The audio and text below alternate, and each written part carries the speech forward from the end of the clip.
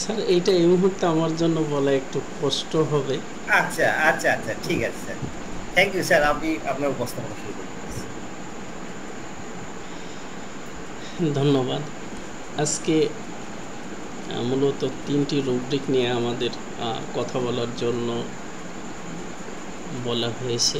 আমাদের প্রথম rubric threatening, দ্বিতীয় rubric thunderstorm mind symptoms during, এবং তৃতীয় রুব্রিক টিমিডিটি। তো আমি তিনটি আলোচনা করার চেষ্টা করব ইনশাআল্লাহ। আমার প্রথম রুব্রিক হচ্ছে থ্রেটেনিং। তো থ্রেটেনিং শব্দের অর্থ হচ্ছে সাধারণত ভয় দেখানো, হুমকি দেওয়া বা কাউকে কোনো কিছু জোর করে মানানোর যে প্রচেষ্টা বা চেষ্টা, এটাকেই মূলত থ্রেটেনিং বলা হয়। তো এই থ্রেটেনিং বিষয়ে আমরা আমাদের চেম্বার থেকে কিভাবে এই রুব্রিকটি আমরা পেতে পারি।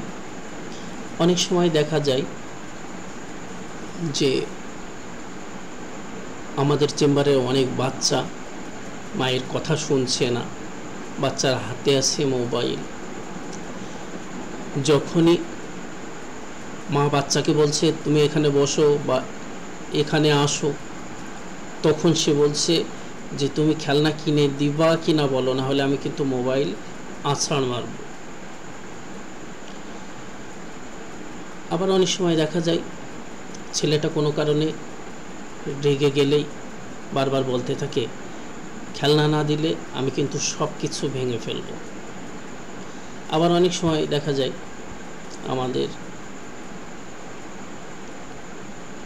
চেম্বারে আমরা এমনও রোগী পাই যে একটা মেয়ে রোগী, মেয়েটি হঠাৎ চিৎকার করে হুমকি দেয়, এভাবে বলতে থাকে মাকে যে তুমি যদি আমার খেলনা কিনে না দাও আমি কিন্তু এই ওষুধ ভেঙে ফেলব।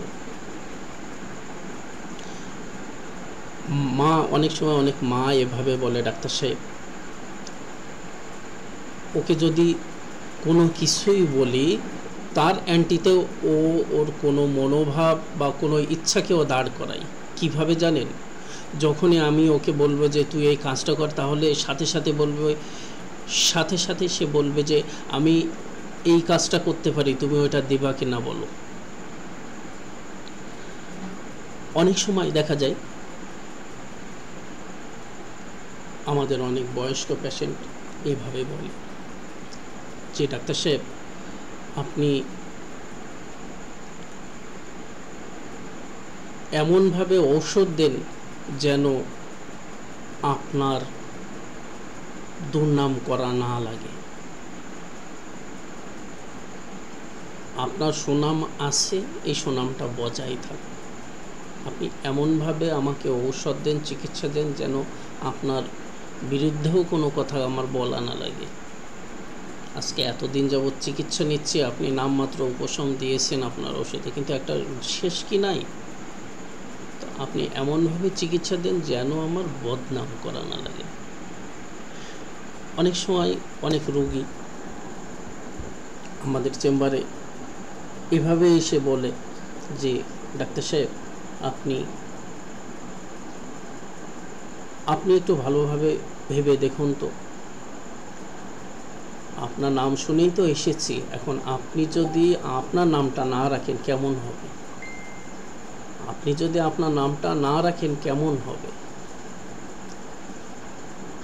আবার অনেক সময় অনেক শিশু রোগী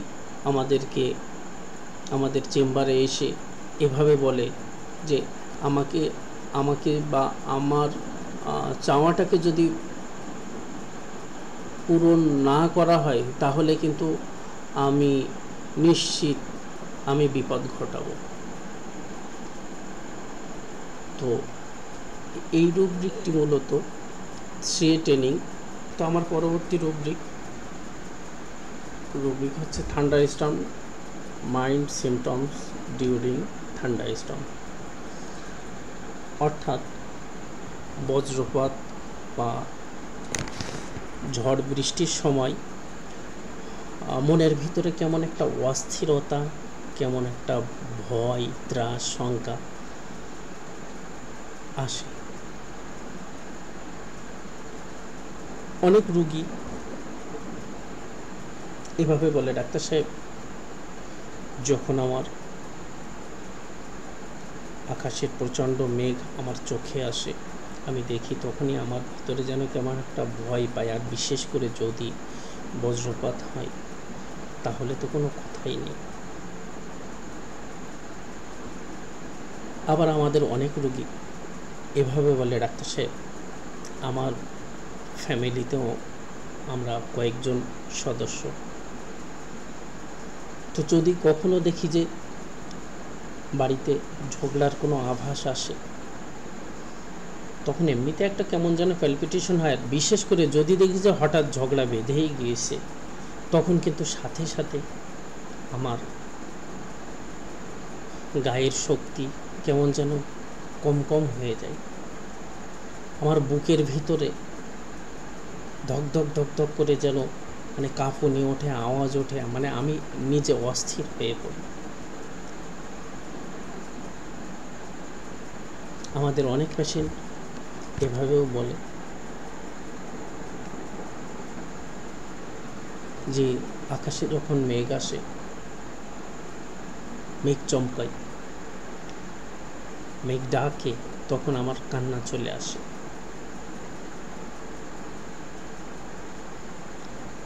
অনেক সময় অনেক রুগী এভাবে বলে, মানে যখন বজ্রপাত হয় তখন আমি আতঙ্কে জোরে চিৎকার মেরে উঠি। বজ্রপাত হলে আমি নিজেকে কন্ট্রোল করতে পারি না। আমি বাবা ঠিক আছি, কিন্তু বাচ্চাদের সামনেও মানে এমন ভাব করা লাগে ভয়ে, সেটা আপনাকে আমি ভাষায় বোঝাতে পারবো না, বলে বোঝাতে পারবো না। অনেক পেশেন্ট এভাবেই বলে, ডাক্তার সাহেব, আকাশ কালো হলেই বুক ধড়ফড় শুরু করে। আমাদের ক্লিনিকে অনেক পেশেন্ট এভাবে বলে যে, ডাক্তার ভাই, যদি পরিবারের কারোর ভিতরে কোনো অশান্তি দেখি, আর তাই নিয়ে যদি বড় কিছু হয়ে বসে, মানে যদি মারামারি পর্যায়ে আসে, বা দেখা যায় যে হঠাৎ তুলকালাম কাণ্ড, অনেক বড় কোনো ঝামেলা তৈরি হয়, তখনই না আমার ভিতরে একটা কাঁপাকাঁপি শুরু হয়ে যায়। এই রুব্রিক হচ্ছে thunderstorm, mind symptoms during thunderstorm. আর আমাদের শেষ রুব্রিকটি হচ্ছে টিমিডিটি, অর্থাৎ লাজুকতা বা বলা যায় ভীরুতা, আত্মবিশ্বাসের অভাব। আবার আমরা বলতে পারি যে খুব সহজে ভয় পাওয়া। উদাহরণস্বরূপ বলা যায় যে আমাদের অনেক পেশেন্ট আসে, বয়স 15, কিন্তু সামনে এসে চুপ করে বসে আছে, মাথা নিচু করে। অনেক সময় মা বলে ওঠে, বাড়িতে তো কথা বলিস, ডাক্তারের সামনে এসে কথা বলছিস না কেন, কথা বল। মা আবার নিজেই বলতে থাকে, ডাক্তার সাহেব, ও কোথাও গেলে না কেমন যেন কাবু হয়ে যায়, একবার মুখ বন্ধ, মন মরা, নিচু হয়ে থাকে।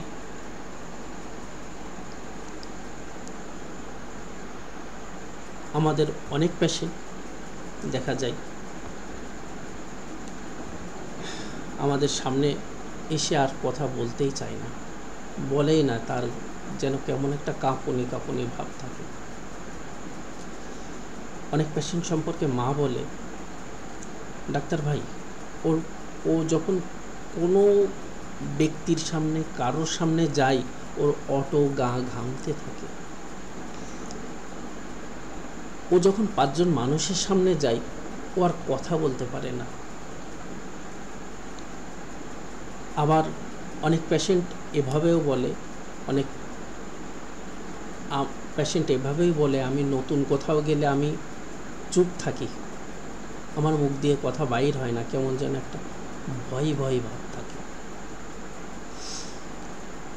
অনেক সময় দেখা যায় অন্যরা হাসাহাসি করছে, কিন্তু সেই সাথে যে সে সঙ্গ দিবে সাহস পায় না, সে নিরানন্দ ভাব নিয়ে চুপ করে বসে আছে। এটাও টিমিডিটি। অনেক সময় দেখা যায় দুই ভাই বোন বাড়িতে বেশ হট্টগোল করে, কিন্তু ডাক্তারের সামনে আসলে বা অন্য কারোর সামনে আসলে আর মুখ খুলে না, কথাই বলে না, মাথা নিচু করে থাকে। তো এই ছিল আজকে আমার ঝুলিতে। আসসালামু আলাইকুম ওয়া রাহমাতুল্লাহ।